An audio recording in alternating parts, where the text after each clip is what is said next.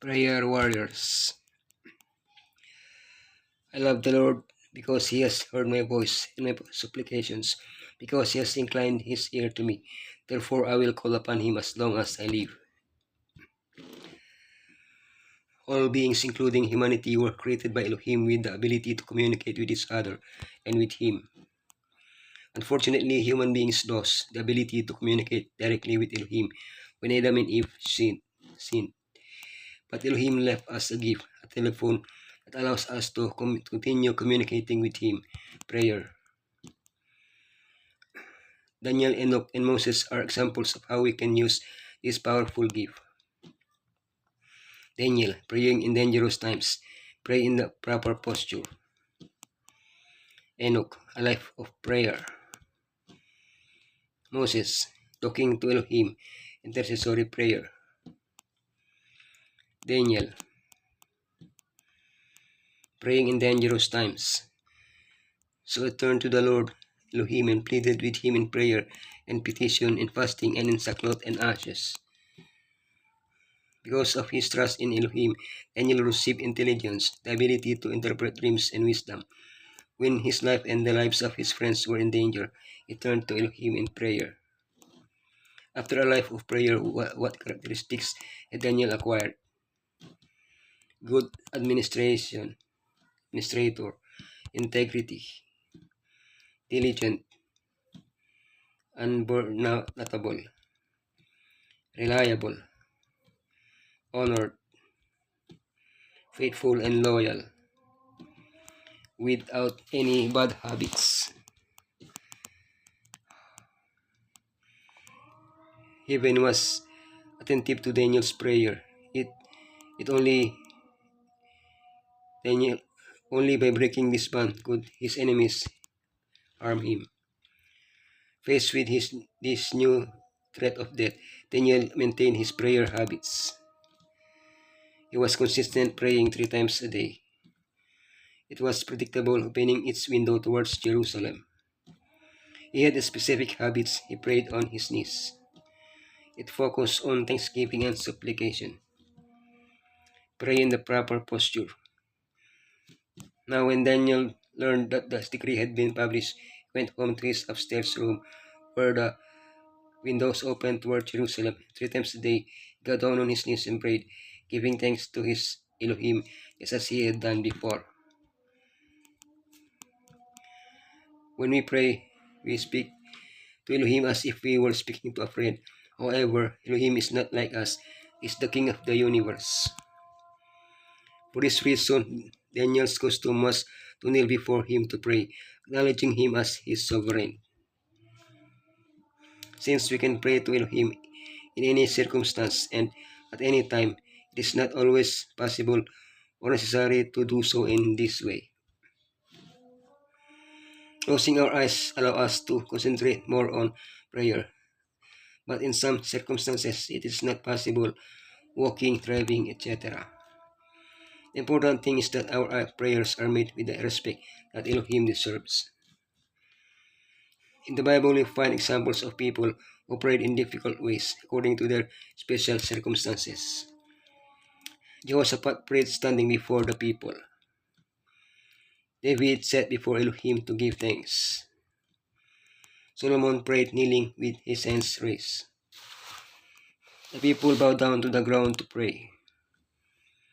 David prayed prostrate on his bed. Nehemiah stood and prayed silently before the king.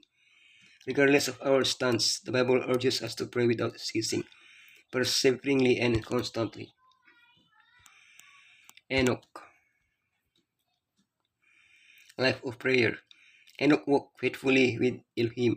Then he was no more because Elohim took him away. Enoch lived in difficult times when the wickedness of the antediluvians was increasing. With the birth of his son, his understanding of Elohim expanded, and his communion with him intensified. Prayer was an important factor in that relationship. The more intense and urgent his work became, the more constant, fervent his prayers were. At times he would withdraw to secluded places to be more in communion with Elohim. However, he always returned to the people to share his knowledge of Elohim with them. Elohim hears us both in the hustle and bustle of daily life and the quiet retreat. There is no place on earth where he cannot see and hear us. We can express our prayer with words, which help us concentrate, or we can do so in silence, which help us express our thoughts.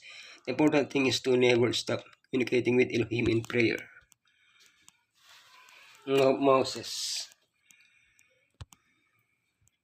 talking to Elohim.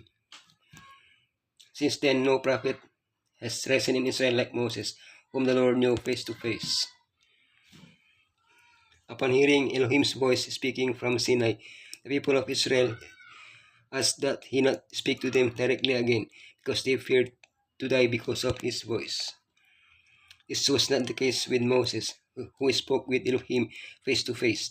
For 40 years, from the burning bush until his death, Moses and Elohim had regular personal dialogues.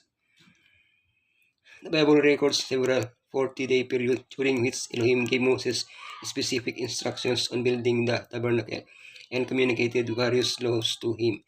During these dialogues, Moses also interceded for the people. We do not have the privilege of speaking to Elohim face to face, but prayer fills that gap by allowing us to communicate directly with him. Intercessory prayer. The Lord was angry enough with Aaron to destroy him, but at that time I prayed to Aaron too. Intercessory prayer is that in which we pray on behalf of other people.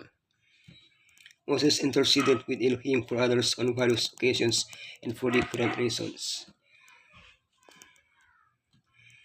For the family members, because of Aaron's sin, because of the murmuring of Mary, for the people, when they were thirsty, when they were hungry, when they sinned.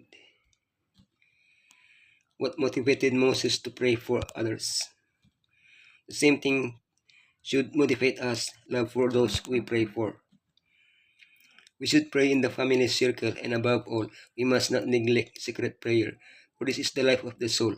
It is impossible for the soul to flourish while prayer is neglected. Family or public prayer alone is not sufficient. In solitude, let the soul be laid open to the inspecting eye of Elohim. Secret prayer is to be heard only by the prayer-hearing Elohim. No curious ear is to receive the burden of such petitions. In secret prayer, the soul is free from surrounding influences, free from excitement. Calmly, yet fervently, will it reach out after Elohim. Sweet and abiding will be the influence emanating from him who sits in secret, whose ear is open to hear the prayer arising from the heart.